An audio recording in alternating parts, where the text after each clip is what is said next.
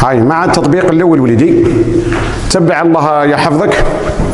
عندنا من دفاتر مؤسسة للصناعة. إذا أنت أمام مؤسسة صناعية. تذكر بعد حين معدل الضريبة إلى مدولك راه 19، إلى ما مدولكش راه 19. مؤسسة صناعية لمواد التغليف. استخرجنا هذو حسابات التسيير 6 و7 بتاريخ لوطرون تيندوز 2012 وكل الآن بعد الجرد. هام الأعباء من كي قال لك الأعباء أنت وجد روحك باللي منها 6 وهذو المنتوجات منها 7. كاين بعض من التلاميذ مازال ما يعرفش رقم الحساب. إذا راه في السنة 3 وما يعرفش رقم الحساب مشكل وليدي. إذا لازم تراجع شوية حساباتك. الخدمات الخارجية والاستهلاكات هذا 61 و 62. الأعباء العملياتية هذا 65 اللي حبيت كودي. الضرائب الواجب دفعها عن النتائج العادية هذا 69. عناصر غير عادية من الأعباء معدومة 67. وهذه عناصر غير عادية منتوجات. أنا ما عنديش البلاصة كانت منها المفروض أني كتبتها لك منها نظرا لي. الله غالب سامحني وليدي في الصبورة. منتوجات معدوم هذو نحوهم منها في التعديل الجديد. المنتوجات سنة 7 عندنا إنتاج مخزن 72، إنتاج مثبت 73، إعانات 74، استرجاعات 78، منتوجات مالية 76. عندك معلومات مكملة. لولا معدل الإدماج نسب التجزئة تولي وليديها. وعندنا ما يتضمن هذو معلومات تخدم بهم الدرس تاعك تاع لا كاف. معلومات أخرى على جال الصابورة زومينها. رؤوس الأموال الخاصة جبدناها من الميزانية. الاقتراضات جبدناها من الميزانية. وعندنا رقم الأعمال مبيعات السنة الماضية السنة السابقة لا دات تاعها لوطرون تيندوز 2017 عندنا مليون. ايش فيها رقم الأعمال موش تاع هذا رقم الأعمال القديم تاع السنة السابقة باش تخدم به هذا السؤال. هذا هاو صواب وها احسب نسب تغير رقم الأعمال تاع الدرس تاعك. السؤال الأول إعداد حساب النتائج حسب الطبيعة. تبعوا لي بعد حين ننجز الجدول. احسب قدرة التمويل الذاتي لا كاف. راح نديروا طريقتين احنا نراجعوا وغدوه شي مدك دبر راسك. احسب التمويل الذاتي لا اف إذا كانت المؤسسة توزع 20% من الأرباح. واحسب نسب المردودية. هاو التطبيق الأول أو شامل شوية تقريبا للوحدة. الآن مع السؤال الأول اللي هو إعداد حساب النتائج. إذا نتبعوا لي معايا حساب نتائج. هذا الصابورة دوك نحيوها نركبوا الصابورة الكبيرة. إذا نتبع مع الصابورة الثانية الكبيرة. إذا الملاحظة الأولى من عند وليدنا يرسم الجدول لازم يكون حافظه. كل ما يكونش حافظه ما يقدرش يحل التمارين. سمى هذه باش نحفظ لك أنا في بلاصتك أنا ما نقدرش. إذا نشفى الملاحظة تحفظ الجدول. هاو ترسم الجدول وليدي قبل. بعد ما ترسم الجدول الآن هز المعطيات تاعك اللي في نص التمارين في الوضعية. هز حط. نبدأ الآن المعطيات. 72 مدوا لي 130,000. 72 صح واحدة. 73 إنتاج مثبت مدوا لي 40,000. عندنا إعانات الاستغلال مدها لي 30,000. واحدة. 70 ما عندناش هذا 70 ما عندناش. إذا واحد ما نقدرش نلقاه. نروح نمشي المعلومات 61 و 62 هاي صبورة ثانية قدامي 160,000. إذا عندنا هذا 160. المشتريات المستهلكة مازال بالعقل. عندي أعباء عملياتية 65 75,000 أعباء عملياتية. عندي من بين المعطيات عندي 65 خلاص. عندي الضرائب نهبط للضرائب 41,800. وين راهي الضرائب 41,800. نحن مع مؤسسة صناعية معدل الضريبة 19. من بين المعطيات هذا وش مدلي برك ما تبقى موش مجهول موش معدوم وإنما مجهول تحوس عليه عن طريق ماذا؟ عن طريق معطيات المكملة أو المعلومات المكملة. نبدأ الحل. أنا راح نبدأ الحل تبريرة. إذا الدولة دات لك 19%. النتيجة الصافية تبقى لك 81. إيش فا وليدي؟ الدولة راح تدي لك 19%. إذا يبقى لك 81. طبق القاعدة الثلاثية. أول تبرير للعمل تبرير خطك السبورة راح نمحيها. إذا عندك القاعدة الثلاثية. واش يدير وليدنا؟ يروح يدير نطلع شوية الفوق. عندنا قاعدة ثلاثية. يكتب 41,800 سهم قداش راه يتقابل؟ راه يتقابل 19. إذا 81% واش تقابل؟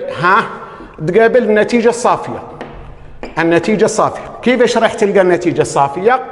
اضرب وليدي 41 في 81 على 19. إذا النتيجة الصافية العمل الحسابي 178,200 وحدة. هز وليدي حط عمر في الجدول كي تكون على رسم الجدول. إذا النتيجة الصافية 178 و200. 178 و200. إذا النتيجة الصافية عندك. الضرائب عندك تقدر تلقى النتيجة العادية. تقدر تلقى النتيجة العادية. نروح الآن النتيجة العادية. النتيجة العادية واش تساوي لي النتيجة العادية؟ تساوي لي النتيجة الصافية زايد الضرائب، زايد حساب 69 الضرائب. ليه؟ خاطرش واش كنت ندير؟ كنت ندير النتيجة العادية هذه ها تولى هذه ناقص هذا نلقى هذا. صافي دوك هذا زايد هذا نلقى هذا. إذا يستلزم النتيجة العادية قبل الضرائب هات الجمع 220 ها أنا مبررة. ها النتيجة تاعك بعد ما تلقاها حطها وليدي في إطار ها تبرير راك منقط عليه. هز النتيجة العادية قبل الضرائب 220. تولى لك كيف راح نحلوا تمارين واحدة.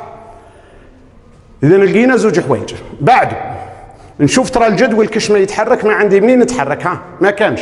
لازم نروح للمعلومات المكملة.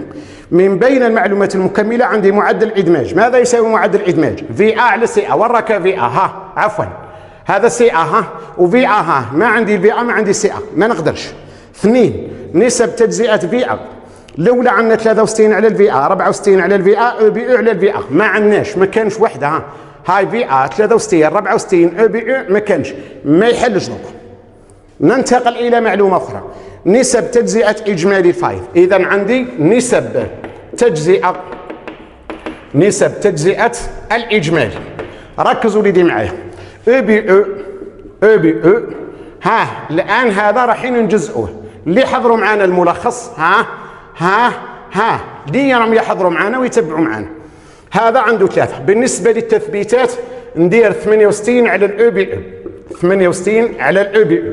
هذا قداش مدولي؟ هذا بالنسبة للتثبيتات مدولي 30% واحدة.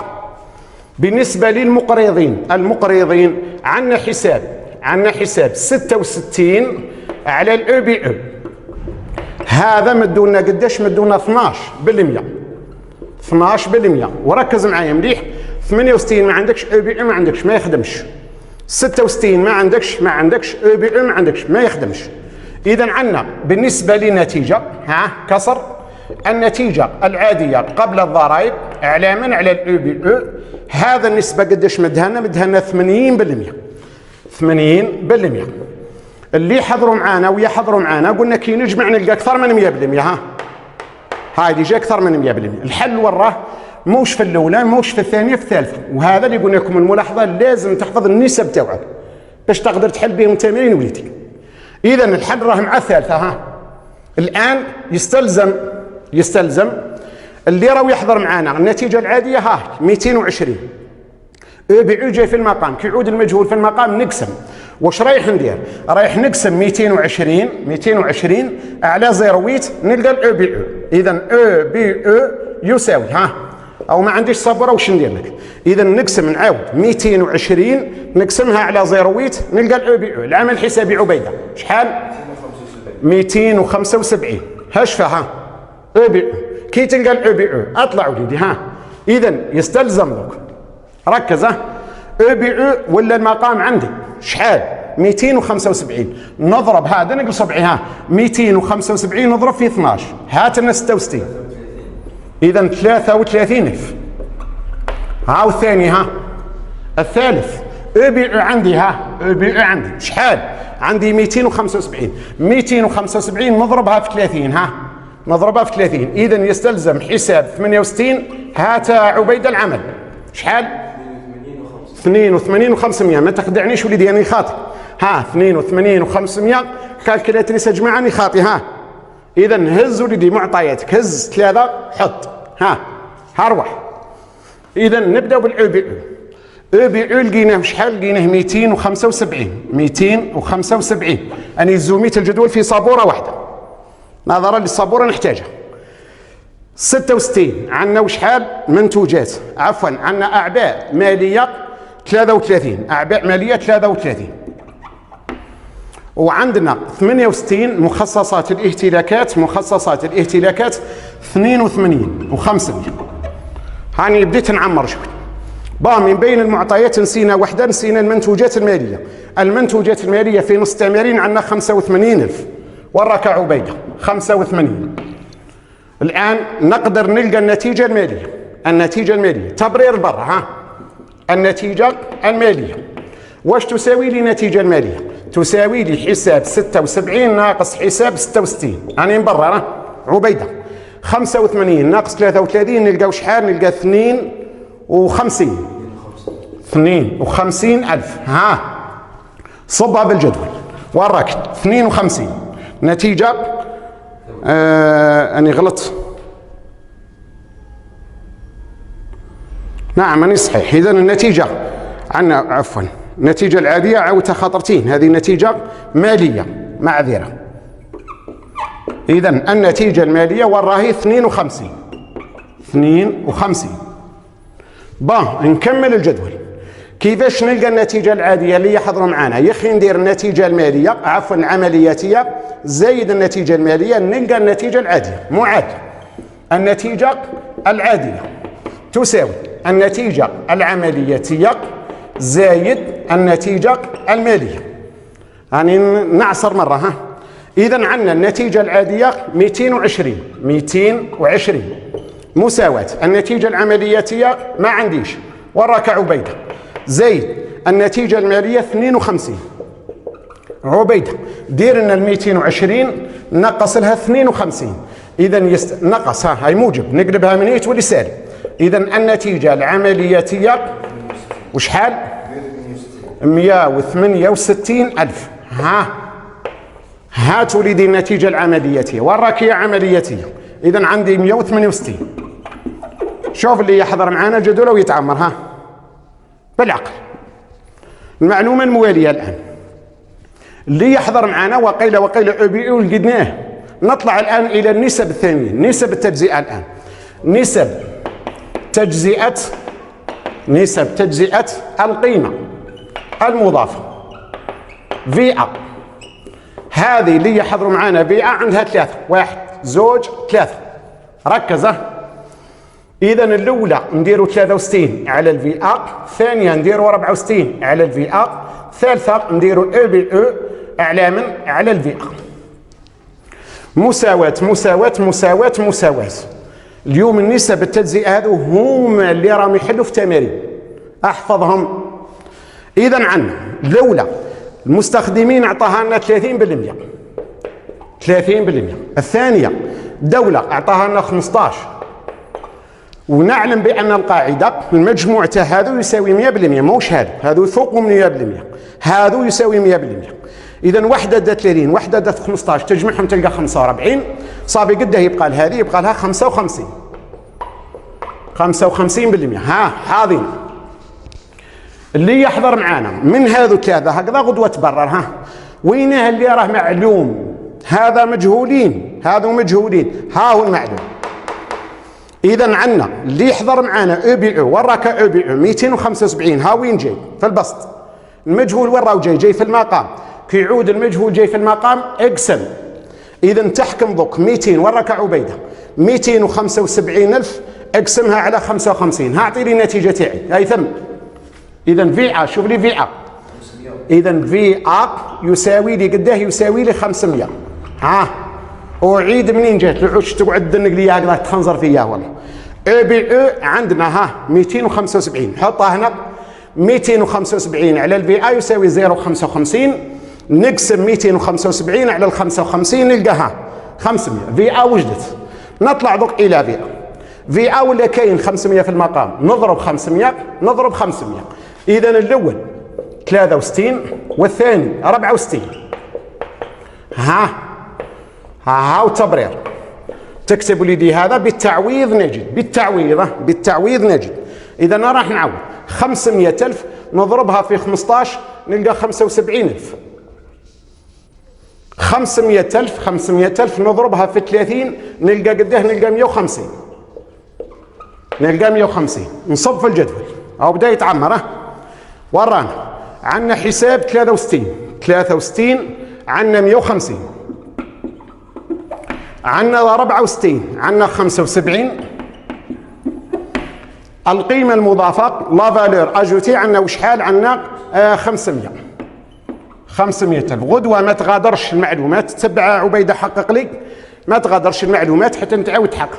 500 ألف كيفاش نلقى رقم 4؟ ندير 500 ألف ناقص 150 ناقص 75 نلقى 275. 275. شوف لي ترى صحيحة؟ هذا ربع عبيدة. طولت. صحيح صح. الاسترجاعات في نص التمارين نسيناها ما هزيناهاش. 32500. 32500 استرجاعاته في نص التمارين عندنا 32500. اللي يحضر معنا شكون اللي بقات 75. ها بقات 75. نجبدوها احنا. كيفاش نجبدوها؟ معادله. هيا تبع معايا وليدي المعادله. نمحي الصب ورق، ما عنديش وين نكتبها. عندنا نمحي 1 2 1 2 1 2. هيا تبع وليدي معانا. ها المعادله الان شكون هي المعادله؟ النتيجه العمليتيه. كيفاش نلقى رقم 5؟ النتيجه العمليتيه تساوي او بي او، تساوي لي او بي او رقم 4 زايد 75 زايد حساب 78 ناقص حساب 65 ناقص حساب 68. بالتعويض وجد روحك يا عبيده. الكالكيلاتريس انا خاطيها، ما تبهدلش بيا يرحم والديك. العمليتيه عندي 168,000 مساواة.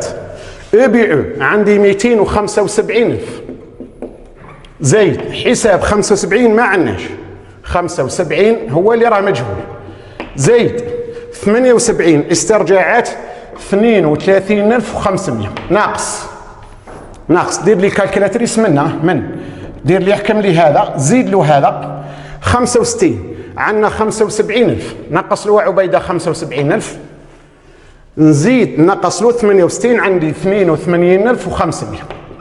نعاود نرجع اذا 168 هذا خلاص بقى لي عندي حساب 75. ها وراك عبيده بالكالكيلاتريس. شوف نعاود لك 275,000 زيد لها 32,500 نقص لها 75,000 نقص لها 82,500 هات شحال؟ اذا 105,000 هكذا 150. اذا عندي 150,000. العال اللي راهو يحضر معانا 150 راهي بالموجب، كون نقلبها من هنا واش تولي بالسالب. اذا 168 نقص لها 150 يستلزم حساب 75 يساوي لي 18,000 يساوي لي 18. هاني راح نصبوه في الجدول.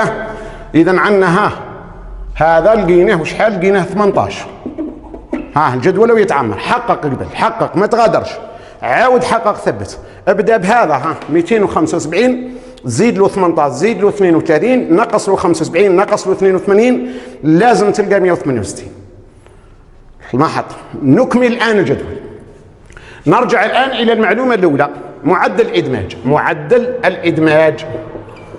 ماذا يساوي القانون تاع معدل الادماج؟ قبيل على الاول خلاص هو الاول في المعلومات، هو الاول بصح ما يخدمش هو الاول. تبع المعلومات تاعك. يساوي لي في ا على سي ا. في ا على سي ا. معدل الادماج مدوا لي 0.625 يعني 62.5%. مساواة نحط المساواة. في ا وجدت وراك يا في ا 500,000. المجهول جاي في المقام، كي يعود المجهول جاي في المقام نقسم. اذا راح تقسم بك 500,000 وراك عبيده اقسم منها 500,000 على 0. اذا يستلزم سي ا اللي هي حساب 70 المبيعات وشحال 800,000. اذا عندنا المبيعات 800. خلي 800 ما تمحيهاش. روح معايا الصابوره. اذا سي ا 800,000 واحد. الان رقم واحد واجد. رقم واحد وراك عبيده 800 زيد له 130 زيد له 40 زيد له 30. اذا 900 مليون. نلقى المليون.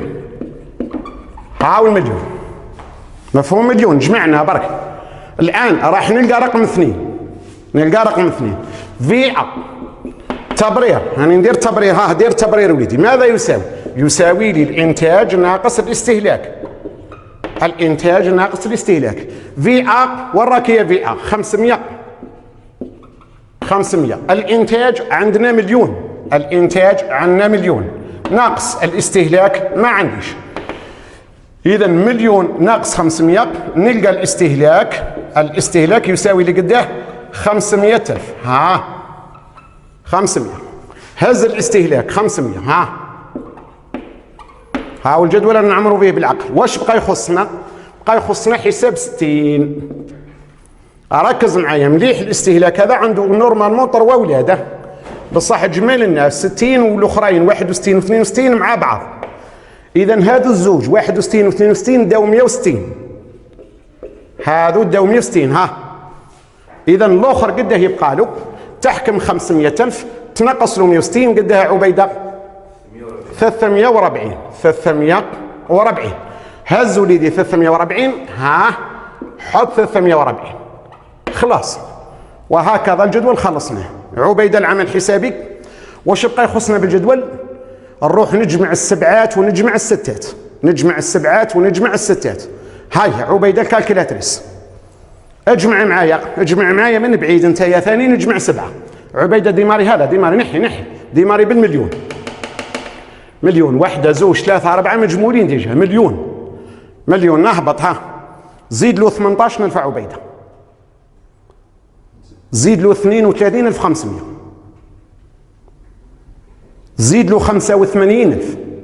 زيد له 85,000. هات قدها لقيت السبعات. ما تبادلش بيا. مليون و100. إذا السيجما 7 1,135,500. ها سيجما 7 جمعنا السبعات. زيد عاوني يا عبيده الكالكولاتريس. نجمع الستات الآن. شوف روح للستات هذو. ها واحدة زوج اكتب 500,000 ديماري. 500,000. زيد لها 150,000. زيد لها 75,000.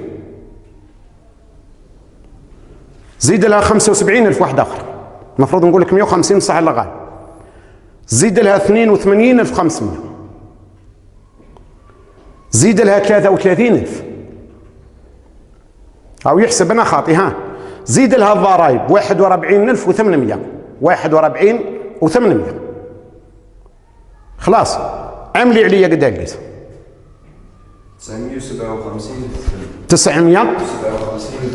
957 قد عبيده. يا ربي وجيب لنا الصواب يا رب وما تبهدلش بينا. اذا نون صاد النتيجه الصافيه الان بالطريقه 2 يساوي لي سيجما 7 ناقص سيجما 6. وراك عبيده دير الكالكولاتريس. مليون و135,500 نقص له 957,300. 1,135,500 نقص له 957,300.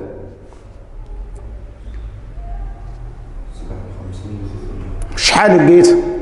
178 و200. هاي 178 و200. الحمد لله يا رب. إذا النتيجة الصافية صحيحة 178 و200. وهكذا حققنا الجدول. إذا الجزء الأول من السؤال خلصناه. واش درنا حساب النتائج حسب الطبيعة. ثانيا الآن راح نمحي السبورة. ها تبرير خلصناه. هذا التبرير غدوة يكتب في الورقة المزدوجة. الآن راح ندير قدرة التمويل الذاتي. قدرة التمويل الذاتي تقدر تصوتي إلى الأسئلة الأخرين كما تحبوا ليدي. إذا حساب قدرة التمويل الذاتي. لاكاف عندنا اللي يحضر معنا طريقتين. احنا رايحين نديروا طريقتين نراجعوا انت غدوه واش مدوا لك انا خاطئ. اذا الطريقه الاولى عندنا البيان الرقم عبيده. شفت راك شما كاين حس من هي. عندنا واحد الجدول. اذا الرقم البيان مبالغ موجبه مبالغ سالبه. مبالغ موجبه مبالغ سالبه.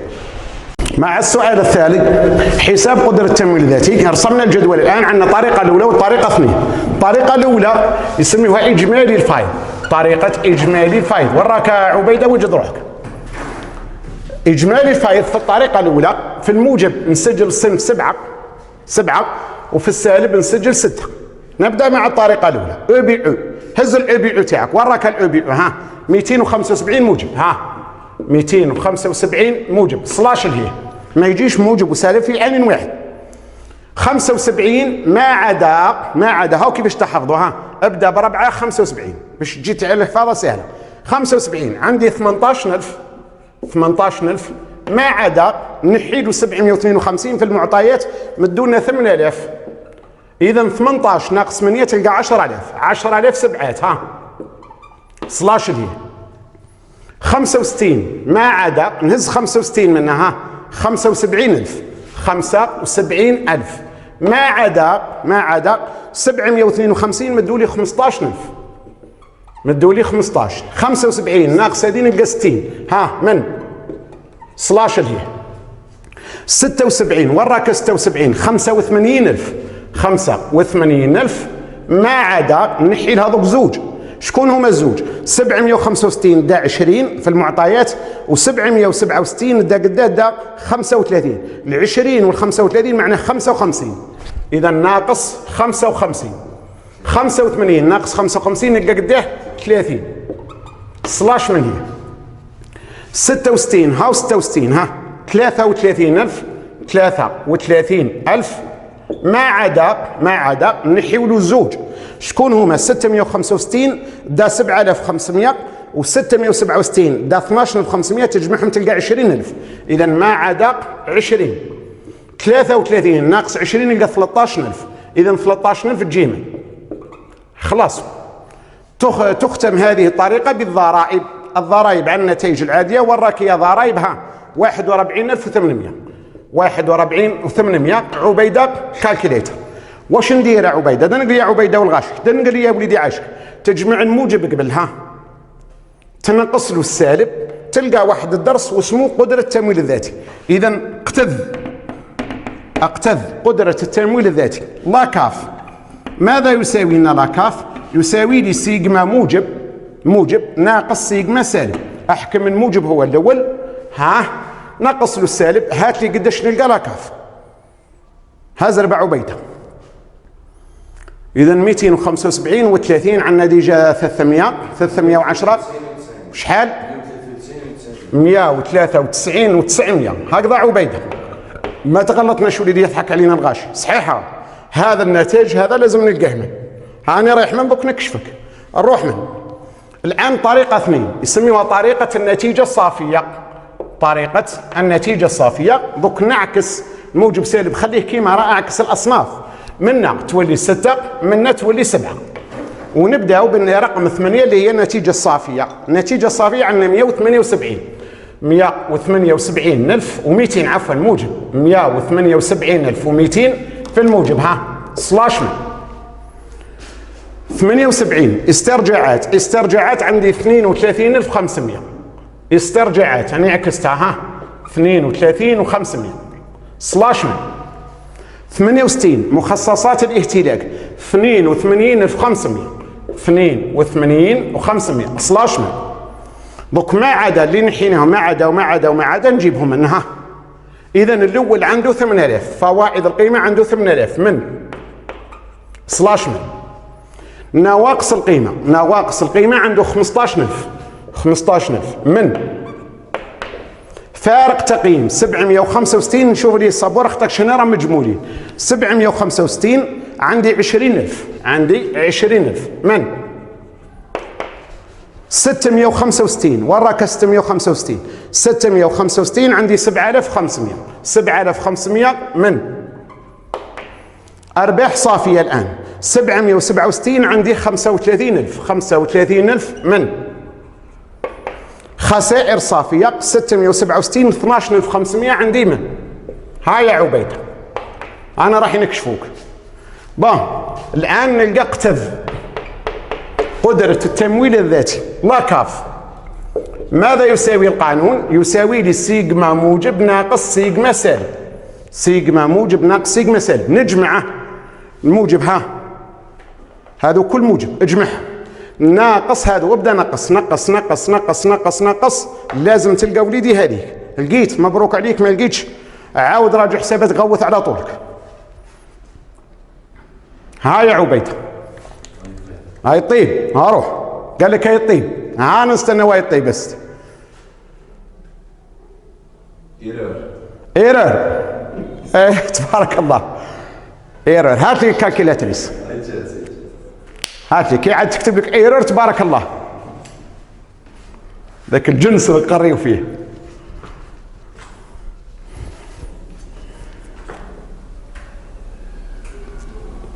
ها جماعة عبيدة وين نملي عليك سلبي. ناقص 32500 زيد نقص 8000 ناقص 32500 32500 نقص 8000 زيد نقص 55000 ناقص 55 ضربة واحدة. هدرتها 200 200. إذا الأولى غلطة والله الثانية غلطة. 200 200. إذا هنا لقى 200 200. شوف واش لقاها هاو بهدل بيا وأنا كشفناك. إذا هنا 200 200 وهنا 193. واحدة غلطة وعليها لازم نديروا طريقتين. اش فوليدي عليها لازم نديروا طريقتين. ننصحك دير طريقتين معا. شوف الخدمة تاعك اسكو هذه اللي راه صحيحة والله هذه اللي راهي غلطة والله الزوج راهم غالطين ما نعرف. وين راك عبيدة؟ روح نملي عليك هاك تضحك عليا هكذاك. 275,000 هزرب.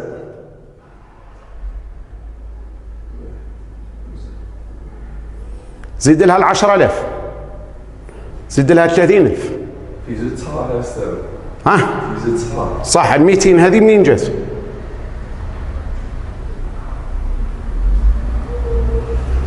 لأن النتيجة الصافية عندنا 178 و200. 5 والخمسة والخمسة 15 7 15 5 تبقى 200. وهذه الضرائب وراك يا ضرائب. هانا وين غلطنا. هاي الغلطة تاعنا. هانا كشفنا الغلطة تاعنا الضرائب. شوف الضرائب قداش عندنا 41 و800. هاني كشفت الغلطة. إذا عندنا قلبت النمرو. كي قلبت النمرو تقلب الرقم وراك يا ضرائب عندنا 41,800. الحمد لله يا ربي زربنا كشفنا الغلطة. عاود لي هذه صافي. هذه الله أعلم ذكرى صحيحة. عاود لي هذه اجمع. هاني قلبت النمرو برك. شو كيفاش تقلبت النتيجة باش وحدك تشوف على المباشر. إذا عندنا هذا زايد نقص الآن ضرائب.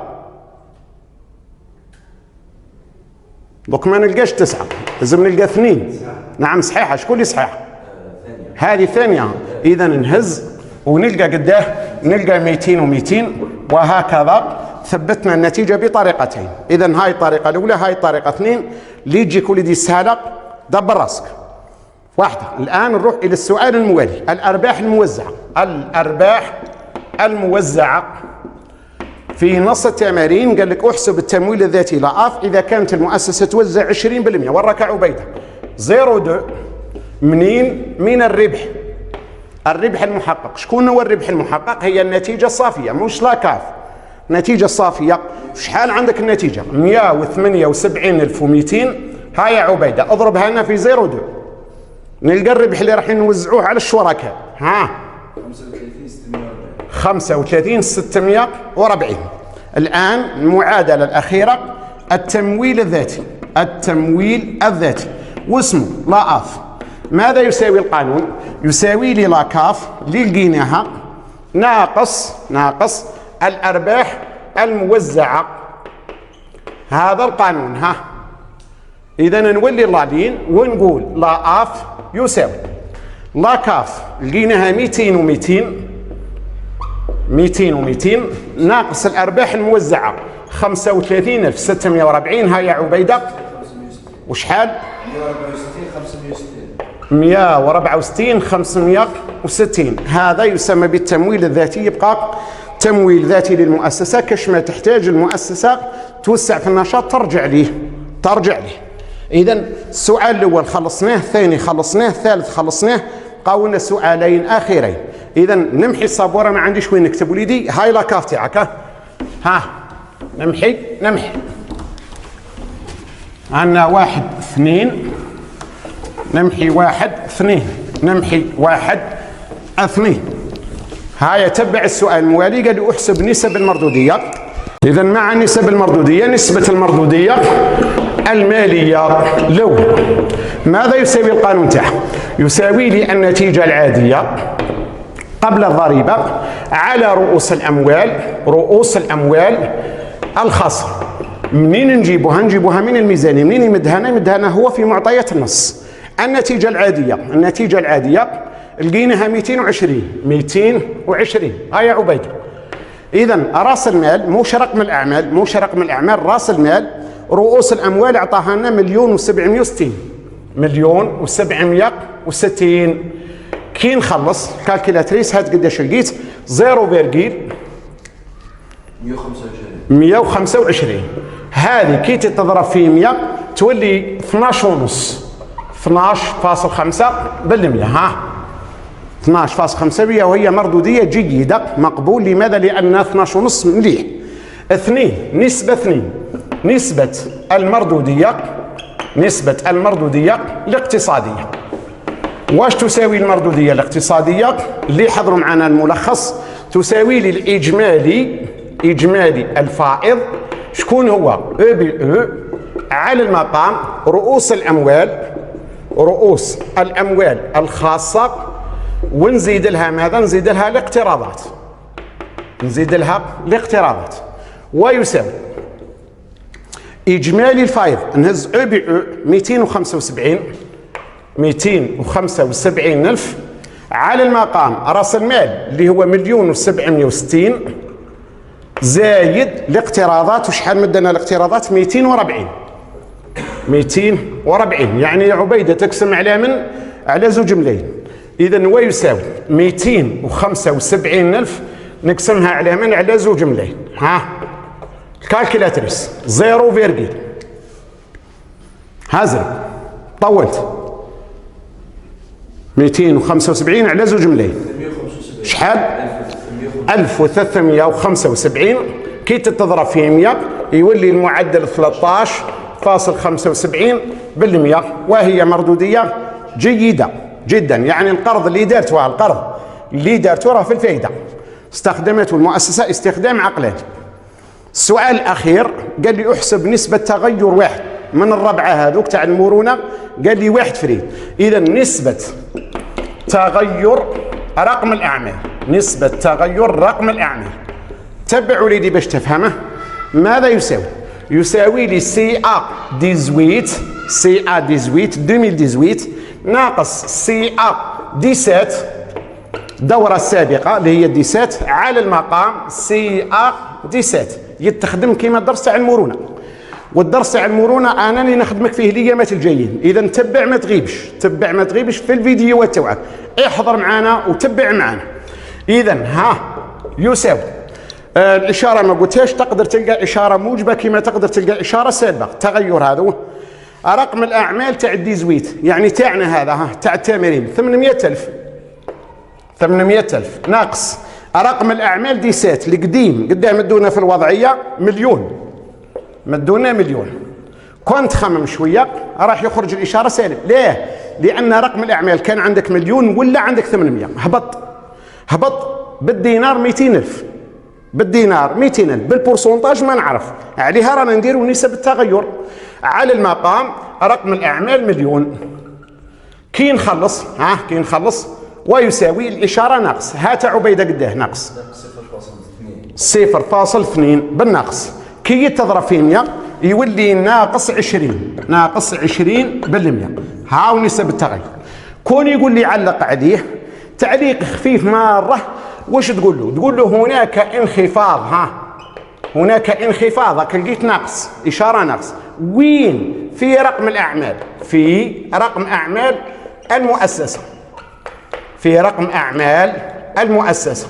كمل له كلمة برك. بنسبة قد لقيت النسبة؟ لقيت 20%. بنسبة 20% برك.